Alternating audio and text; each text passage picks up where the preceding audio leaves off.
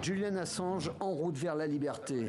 Dans cette vidéo publiée par Wikileaks, le fondateur de l'organisation, libéré d'une prison londonienne de haute sécurité, embarque pour les îles Mariannes, territoire américain du Pacifique, afin de signer cet accord avec la justice américaine.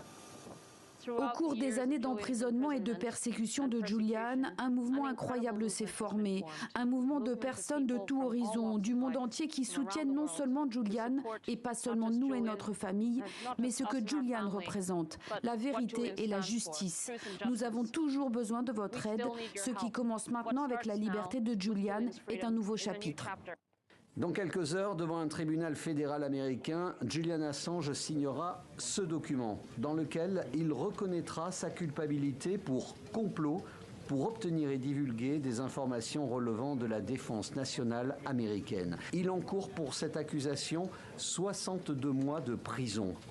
Une peine déjà purgée en détention provisoire. 5 ans de prison et 7 ans enfermé dans les locaux de l'ambassade d'Équateur, 12 années d'enfermement pour avoir rendu public à partir de 2010 plus de 700 000 documents officiels sur les activités militaires et diplomatiques américaines, en particulier en Irak et en Afghanistan. Il est clair que cela façonnera une compréhension de ce qu'ont été les 6 dernières années de guerre et que le cours de la guerre doit changer. Parmi ces documents figure cette vidéo, enregistrée en Irak en juillet 2007. On y voit des civils, dont 2 Américains de l'agence Reuters, tués par des tirs d'un hélicoptère de combat américain. Pendant toutes ces années, les autorités américaines ont tenté d'extrader Julian Assange afin de le juger. Il risquait 175 années de prison.